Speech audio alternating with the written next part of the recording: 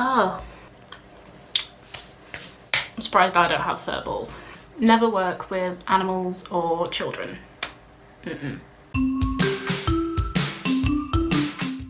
Hello! Hey guys, so today I thought I'd do something a bit different. Do a bit of a story time. As most of you know, I have my gorgeous dog Charlie, but some of you won't know that I actually have a teeny tiny kitty who's at my feet right now. This, oh, calm down. This is Tigerlily. Say hello. She is the teeniest of all the cats. We believe she was the runt of the litter. And she's actually nearly 4 years old, and she's the biggest love bug. There you go. What's that? This we'll get to later in the story. We decided that we wanted to get a cat. I decided that I wanted to get a cat. I'll never ever do this again. I will always go to a shelter and, you know, get a kitty or a cat because they need rehoming. But I was looking on Gumtree for whatever it was, and I saw this box of kittens and I saw her, and it just, I don't know, pet owners will know that if they're meant to have their pets, they feel like drawn to them, and that's what I got with her. And so we decided to go and take a look at them and see, oh, bye. Okay, so we decided to go and look at these kittens, and we went on like a Thursday evening or something. We contacted the woman beforehand. She seemed really nice, so we set off, and when we got there, she greeted us. She was really nice. The first thing she did was actually show us Mama Cat, and she was like this gorgeous silver tabby with bright blue eyes and really short hair, and really stunning cat. We looked at the box of kittens, and they were just the tiniest, cutest little kittens, and there were some black kittens, like really coal grey, and then like silvery tabbies like her. And I can remember just thinking, oh gosh, this is brilliant, this is heaven. I asked her whether, could I take a look, and she said, yeah, brilliant, off you go. There was this massive cardboard box with these little kittens in, which she'd obviously put them in there sort of because she knew we were coming round, because she showed us where they were, and they had this big cage where she was trying to keep them all. I think there was about 7? There were a lot of kitties. So she brought them out in the box, and she showed us, and I can remember just thinking, oh right, I'm gonna have to give him a stroke and see them. So immediately as I put my hands in, Tigerlily, who at this point I wasn't 100% sure which the cat I felt was mine. I had an inkling it was her, but I wasn't 100% because the lighting obviously was different, so she looked different.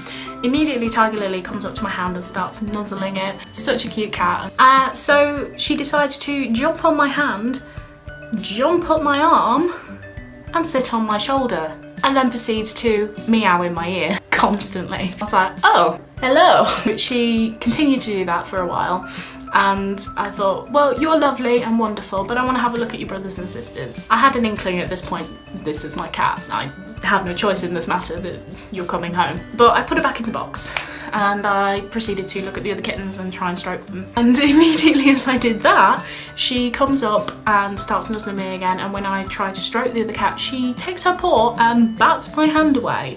What? Again, she climbs on my hand, up my arm, to my shoulder, meowing in my ear. Just remember like sighing, just looking at the woman like, I think this is my cat. And she just nodded. As soon as I'd said that, she jumped off my shoulder, back down my arm, onto my hand, back into the box. That's it, she wasn't bothered now. Human, I have chosen you. You have accepted. I don't need to be up here anymore. That was it. So we came back and bought a few things for her, and we got a call about 2 weeks later, because kittens shouldn't really be separated from their mama till they're about 8 weeks, as far as I'm aware.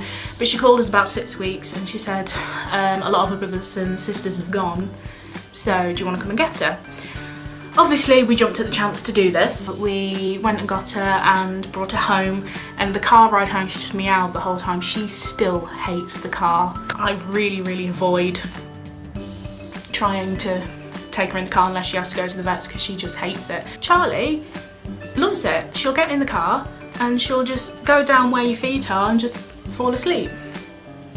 loves it. The cat, no. So when we brought her home, obviously we were quite worried with Charlie, whether they'd get on, whether there'd be an issue. And there was an issue at first, but it resolved itself very quickly. We brought her in her carrier and we put Charlie outside to get the cat used to the area, and we kept it locked at all times, and I sat on the sofa with the cat in the cage locked, because cat carriers obviously have that front bit that you can see. And then Mark went and got the lead and brought Charlie in on the lead, and the first thing the cat did when she saw Charlie was just spit at her, which absolutely fantastic start.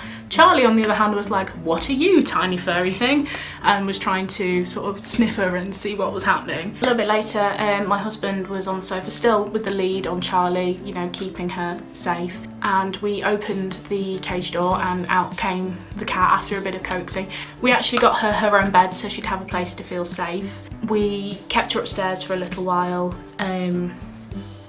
you know, just in case. There wasn't really a problem, but just in case we kept her up with us for a little while, and we got her this adorable house, and it was like this tiny strawberry with a little cubby hole. I'll put a picture somewhere around here, and she loved it. She was in it all the time. Sort of first meeting the two of them together, Charlie did try to, the cat battered her, and that was it. They have been sort of, I wouldn't say best friends or firm friends ever since, but they're more like siblings. When they're apart, they're pining for each other, and when they're together, they're not really too fussed. Obviously Charlie being the big sister, Tigerlily wanted to be exactly like her, which means we have a cat that is more like a dog. She wags her tail when she's happy. Now, somebody might say to me, you know, oh, my cat does that, it's a normal cat trait, but as far as I'm aware, that when cats wag their tail, it means they're unhappy or anxious. With her, she just wags her tail when she's happy, which is exactly what Charlie does. She comes up and licks your face, which